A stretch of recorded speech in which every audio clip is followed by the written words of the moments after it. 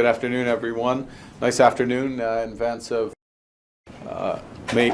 curiously, May 2-4 weekend, as it's known in some provinces, and it's not May 2-4, but the long weekend. It's good to see that snow is coming in Calgary. It's some things never change, as I recall. And I want to thank my parliamentary colleagues, Minister Olszewski, Matt Genereux, and Corey Hogan, joining us here today, MPs for Alberta. And this is a great day. It's a great day for Alberta. It's a great day for Canada. But I want to just explain for a moment, before I take your questions, why we're here. Because none of this, and a lot of great things are going to happen, but none of this is going to happen without skilled workers. And we're here at UA 496, a union that has more than 2,000 members. 2,000 members, of course, the journeymen, the pipe fitters, the plumbers, of course, and other unions, electricians, carpenters, others, across this great country, are going to build Canada strong. And one of the things that the government, the federal government, has been focused on is the scale of what we're building and what we're going to build is going to mean that we need literally hundreds of thousands of more skilled tradespeople. And so a few weeks ago, we announced a $6 billion program to flow through the unions, to flow through the technical colleges, SAIT, for example, here in Calgary, so that we can train more apprenticeships, so that those individuals who make that decision can flow seamlessly through, that they're supported financially as they go through, so they get completion bonuses when they finish, and so they can get out directly onto the job sites. That's what's going to help build this country. And when you look at just even in the last few days, what we've announced is the scale of those new job opportunities. Yesterday, we announced a electricity strategy, the federal government going out to consult on this, working with the provinces, other stakeholders, doubling the size of our electricity grid over the course of the next couple of decades. That's hundreds of thousands of jobs that will be created just in the process of building that. Of course, many more in the businesses that use that power. And then today, with the accord, the implementation agreement with Alberta, the Government of Canada, 50,000 jobs across a wide range of activities, doubling the grid here. Building an entirely new industry in carbon capture, building a low-carbon pipeline to Asia, which makes the country more independent, more resilient, more sustainable. This is Canada working. This is Canada and Alberta working together. Brighter future for those apprentices in the other room. Those, I hope if you're watching this, who are thinking about going in the trades, thinking about becoming engineers, thinking of working, building this great country, this great province, now is the time to sign up, because we are going to build this country strong. We're building it strong for all. Quelques mots en français. C'est un grand jour pour la grande province, ma province. De l'Alberta et pour le Canada. Parce qu'on indique aujourd'hui, la Première ministre Smith et moi et nos collègues, que le Canada fonctionne. Il fonctionne pour tous les Canadiens, toutes les Canadiennes, tous les Albertains et Albertains.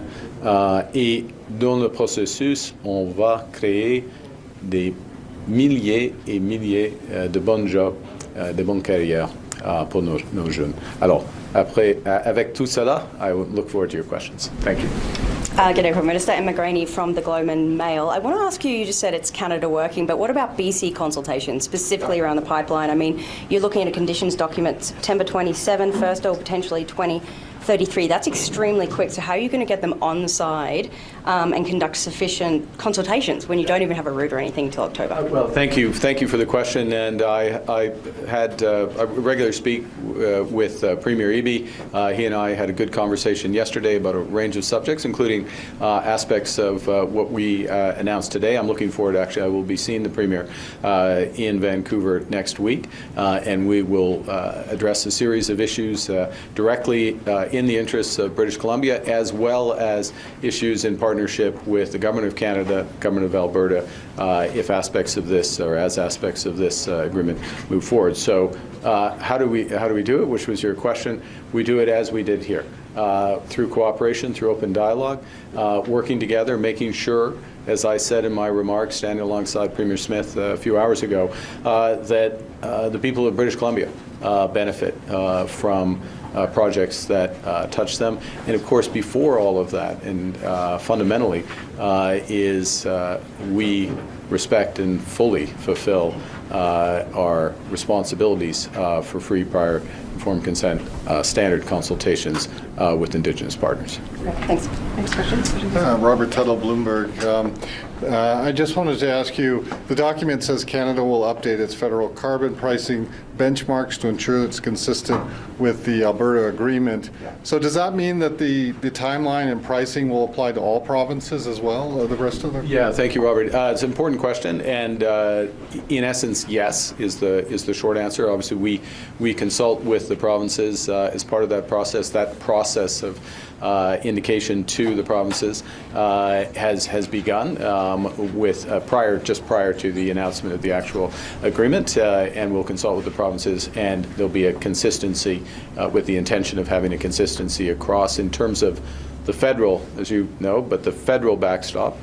For others, just to be clear, there are very different structures of carbon markets across the country, and Alberta's is unique. This tier market, as it's called, is unique in that it's intended to be a fully functioning market. I think one of the things I would take away from today's agreement, there's a lot of aspects to the changes of the carbon market, is that this is to make that market fully function.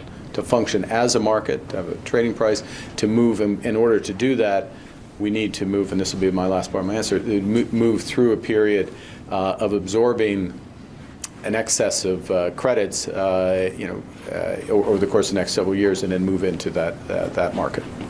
Thank you. Hi, Amanda Stevenson, Reuters. Are you completely confident that a private sector proponent exists for this pipeline? And if so, when would you expect to see a commercial open season or some other formal expression of interest from the private sector? So thank you. That first point is just in terms of the dynamics here is, of course, Alberta is the one proposing the pipeline or bringing forward a private proponent for the pipeline. So that's a process that's underway with them.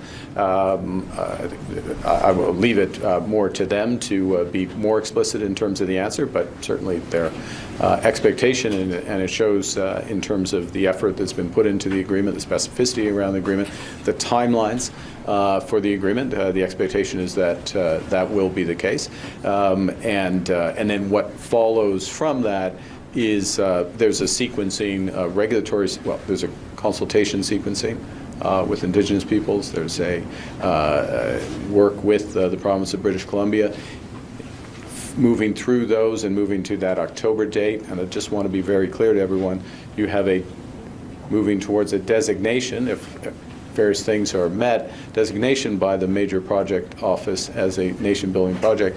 But then there's a process of consultation to determine the conditions around that project as well. And to answer your question, through all of that, a private proponent can be building out the open season, if you will, the backstop of the barrels associated with that. Okay. Adam McVicker with Global News in Calgary. If I could get a response in English and for our friends in French as well. If you were still in the private sector, Prime Minister, would you invest in this pipeline given the uncertainty around the separation referendum and its dependence on pathways? Well, c'est une bonne question, et tout d'abord, je voudrais vous remercier de poser votre question dans les deux langues officielles. Mais au fond, c'est une question pour les gens dans le secteur privé. Mais comme j'ai dit à côté du Premier ministre Smith, dans l'ensemble, on a vu avec cette entente entre le Canada et Alberta, un Canada qui fonctionne, un Canada où les règles sont claires et prévisibles, où on va créer un vrai marché pour le prix de carbone, par exemple, et des grandes occasions pour l'énergie à faible émission, faible coût et dans un domaine avec des risques très bas. Un domaine fiable. I will switch to English and I'll start where I ended. If you look at the overall picture, and I see this when I meet people in Asia, leaders in Asia, business people in Asia, on behalf of Canada. How are we viewed? We are viewed as a reliable country in a world that's anything but. We're viewed as a country that when we sign something, we honor it. We're viewed as a country that is now on the move, a country with ambition, with confidence, moving forward, a country that intends to build big. We're viewed as a country that is both an energy superpower and believes in addressing climate change. And so the ability to combine all of that is very, very attractive to Asian partners. Now, another component sorry, just in the translation, but of my answer, but it's fundamental to your question, is what does today's accord, our implementation agreement, as it's called, what does it tell us? It's that the country works. The Government of Canada, the Government of Alberta coming together, challenging issues, but coming together with a common solution, a country with clear rules, predictable rules, carbon markets that's going to function, contracts for differences and other support and incentive mechanisms that are put in place, and it's moving forward. So all of that, if I were in the private sector, and I'm never going to be in the private sector again, but if I were, those are the components that get you interested, and I think there'll be a lot of interest here. Pouvez-vous être plus clair en français? Si vous étiez dans le secteur privé, vous investisseriez dans un tel projet? Non, c'est pas. J'ai déjà répondu pour un certain temps en français, alors. Attends. Okay. Cormac McSweeney with City News. I'm wondering if you could tell us what, in terms of figures, are the actual emissions reductions you expect out of today's deal, and then what is your message to environmental groups who have a long list of releases right now calling this deal today a betrayal, a bulldozing of environmental protections, gutting a major climate tool, harming our future, and abandoning international commitments, and putting net zero by 2050 firmly out of reach? Well, first, let me start at the end and let me go through it. What we have today is an agreement between the Government of Canada and the Government of Alberta committing to net zero 2050. Both of us committing to net zero 2050. Not committing in a speech, not committing rhetorically, committing with a series of investments and commitments and market frameworks that are going to move the province, going to move the country towards low emission and to net zero. Net zero, the environment respects, or is a function of emissions. It's physics. It's what actually happens. And in order to change what actually happens, you have to go out in that room. You have to get some of those apprentices when they get their Red Seal trades. You have to go to a job site. You have to build things like the Oil Sands Alliance Pathways Project, which is going to take 16 megatons of carbon out of the atmosphere every year, equivalent of 90% of the cars coming off the road in Alberta. Every year, once you take 90% off, you can't take another 90%, but you get the point. It's moving to a carbon market that functions. Let's put this in context. Before we started these negotiations, before the MOU, the carbon price trading in the tier market was $20. Okay? Not the $95, now $110 of the headline price. $20. That was the actual price. That's the actual price that determines the investment decision of businesses. Now, what are we doing? We're putting in place frameworks, changing the way the market works, a floor price, contracts for differences, skin in the game from the Government of Alberta, skin in the game from the Government of Canada, so that we have a functioning market. We have an effective price, 2040, that's 6.5 times that price that it was before the MOU. I'll tell you something else, which is that the fact of the MOU, the fact that we're making progress, the fact that the Government of Alberta, the Government of Canada are both committed to developing a real carbon market has moved the carbon price up. It's $40 now, right? This is not just correlation. It's actually consistent with the market moving forward. So when you look at and I'll give you one last, Cormac, one last thing to answer your question, which is that the pipeline to Asia, as we know, the process of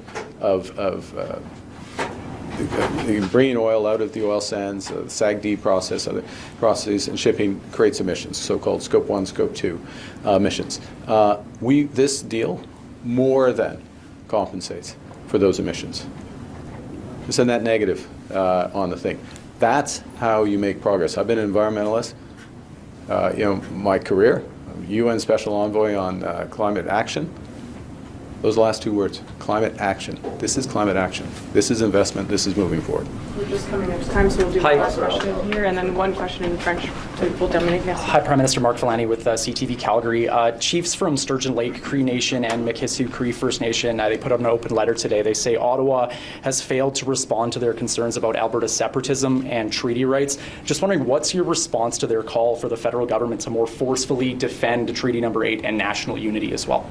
Well, I'd say a couple of things. Obviously, we fully respect the treaty rights, and with respect to today's announcement and the aspects of today's announcement, underscore our commitment for free, prior, and informed consent, full consultations on all aspects associated, and more than that, too. I'll get to your question, but more than that, which is economic participation, proper and full economic participation, including ownership, that the federal government would facilitate. So that's first, just in terms of this.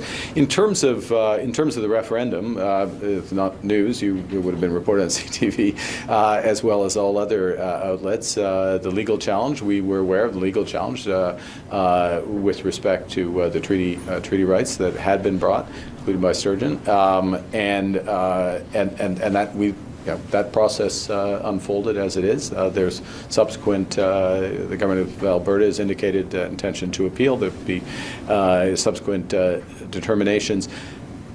We, and I'm, as Prime Minister, I'm very conscious of respecting legal processes, particularly those that are underway.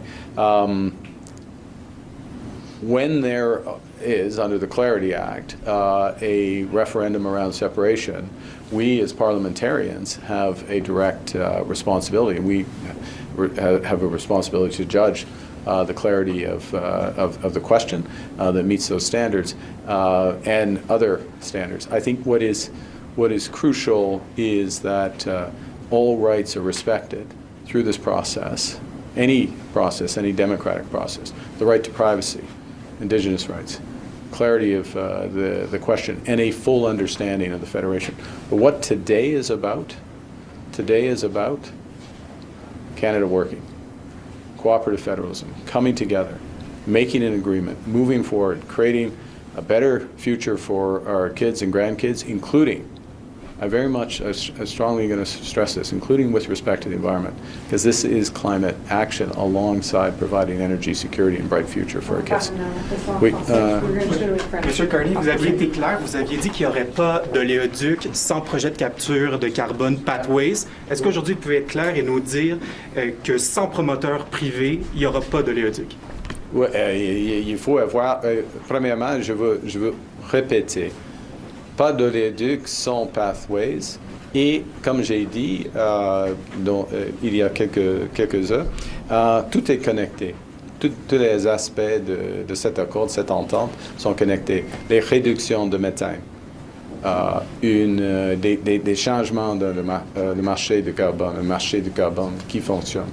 Les contrats de différence, c'est 1,2 milliard de dollars, 75 mégatonnes. 75 mégatonnes seulement dans les contrats de différence. Les changements dans le marché pas de marché, mais dans le marché pour les renouvelables ici en Alberta. C'est des grands changements. OK?